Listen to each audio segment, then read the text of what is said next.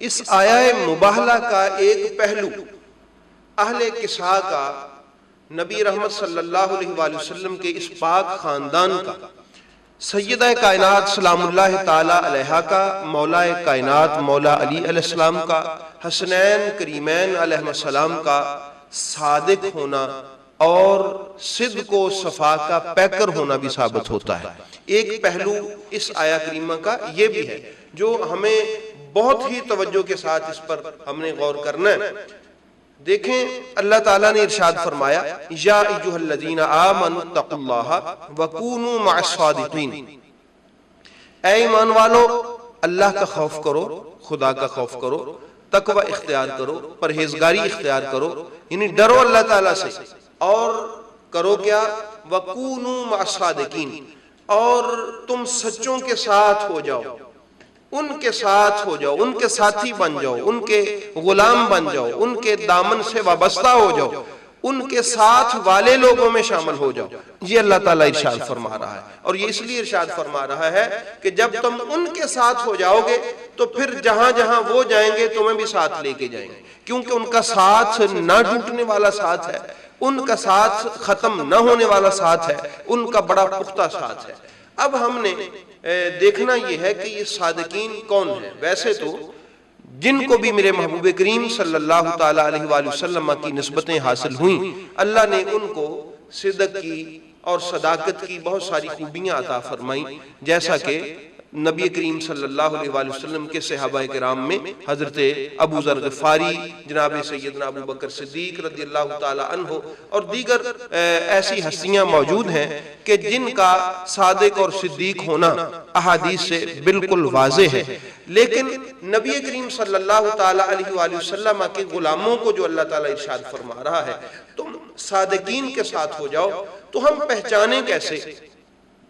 کہ صادقین کون ہے؟ اب یہاں ایک بات پہ توجہ کرنا ہوگی ذرا، کہ اگر رات کو پہچاننا ہے تو اس کی ضد ہے دن۔ دن اگر نہ ہو، صرف رات ہی رات ہو تو اس پہچانا نہیں جا سکتا۔ رات کی پہچان دن سے ہے اور دن کی پہچان رات سے ہے، یعنی ایک دوسرے کی ضد جو ہوتی ہے وہ اس کو پہچاننے میں آسانی فراہم کرتی ہے، پہچانا جا سکتا ہے۔ اگر کوئی ایک رات ہی مثلاً ہو تو پھر ہم دن کی پہچان کیسے کریں گے؟ تو دن ہی سارا ہو تو رات کی پہچان کیسے کریں گے؟ تاریکی کی پہچان روشنی اور روشنی کی پہچان تاریکی سے ہوتی ہے،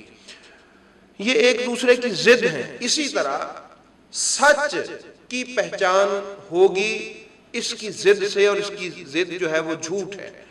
اگر ہم نے دیکھنا ہے کہ صادقین کون ہیں تو احباب گرامی آئیے پھر آیہ مباہلہ میں جا کے دیکھنا پڑے گا کہ اللہ رب العزت نے ارشاد فرمایا محبوب آپ تشریف لے جائیں، اور وہ جو کاذبین ہیں،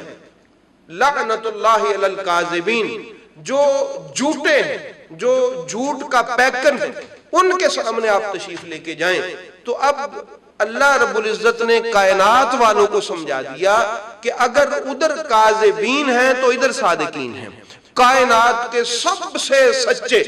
کائنات کے سب سے صادق، کائنات کے سب سے زیادہ صدق و صفا کے پیکر ان کاذبین کے سامنے تشریف فرما ہے، اور یہ ان کے صدق و صفا کا نور تھا جس نے ان کو گھٹنے ٹیکنے پر مجبور کیا، اور ان کو یہ بات ماننا پڑی کہ ان کے صدق و صفا کا جو نور ہے اس کے سامنے اب ہمارے کذب کی جھوٹی دلیلیں چلنے والی نہیں ہیں۔ بہتر ہے کہ ان کے صدق و صفا اور ان کے نور کے سامنے ہم اپنے گھٹنے ٹیک دیں، کہیں ایسا نہ ہو کہ تباہی اور ہلاکت اور بربادی ہمارا مقدر ہو جائے۔ تو آیہ مباہلہ اگر ہمیں باقی بہت سارے جو جہتیں ہیں، جہات ہیں، ان سے اہل بیت کی، اہل کسا کی شانیں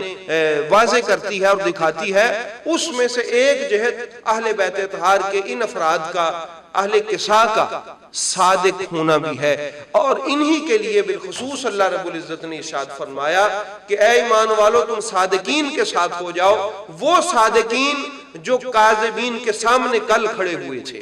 جہاں پر کاذبین کانپ گئے تھے، جہاں پر جھوٹ بولنے والے گھٹنے ٹیک گئے تھے، ایسے صادقین تو وہ اہل کسا ہے، وہ سیدہ زہرا ہے، وہ حسنین کریمین اور مولا علی شیر خدا ہے۔ تو اللہ رب العزت نے امت کو، امت مصطفیٰ کو یہ حکم ارشاد فرمایا ہے کہ ان کے ساتھ ہو جاؤ۔ تو احباب گرامی، ہم تو علی پاک کے ساتھ ہیں،